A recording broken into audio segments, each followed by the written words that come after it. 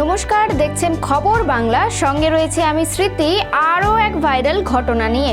এখনো পর্যন্ত আপনি ম্যারাথনে মানুষকে দৌড়াতে এবং জয়ী হতে দেখেছেন, কিন্তু আজ আমরা আপনাকে এমন একজন ক্রীড়াবিদের সঙ্গে পরিচয় করিয়ে দিতে যাচ্ছি যিনি পশুদের জন্য উদাহরণ হয়ে উঠতে পারেন।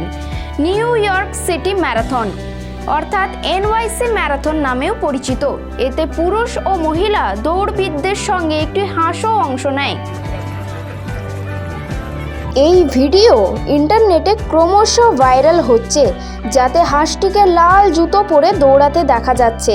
ভিডিওতে হাঁসটিকে এই দৌড়ে অংশ নেওয়া অন্যান্য দৌড়বিদদের সঙ্গে দৌড়াতে দেখা যায়।